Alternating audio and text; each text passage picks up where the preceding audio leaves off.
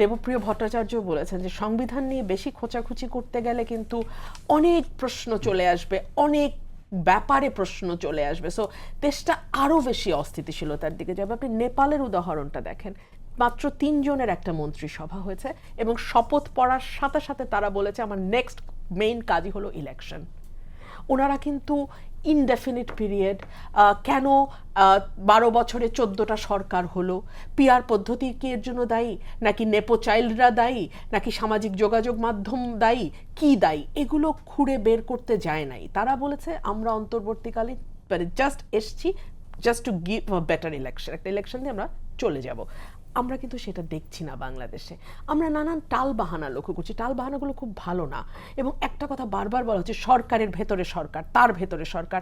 ধরুন আজকে ডক্টর আলী রিয়াজ বলছেন, যিনি আসলে বাংলাদেশি নন, উনি বলছেন যে কেবলমাত্র নির্বাচনই দেশে কোনো পরিবর্তন আনতে পারে না। মানে তাহলে একটা বছর তো আমরা পার করলাম নির্বাচন ছাড়া, দেশে কোন পরিবর্তনটা এসছে আপনি আমাকে বলেন তো? কেবল তো সংবিধান সংস্কার না, এখানে নারী সংস্কার কমিশন গঠিত হয়েছে, এখানে চিকিৎসার সংস্কার কমিশন গঠিত হয়েছে, এখানে আপনার পুলিশ সংস্কার কমিশন হয়েছে, প্রশাসন সংস্কারের জন্য কি কি হবে সেটার একটা রেকমেন্ডেশন এসছে, এবং ওগুলো সংস্কারের ক্ষেত্রে কিন্তু দলগুলো মোটামুটি একমত হয়েছে। সেই সংস্কারে কয়টা বাস্তবায়ন হয়েছে আপনি আমাকে বলেন তো?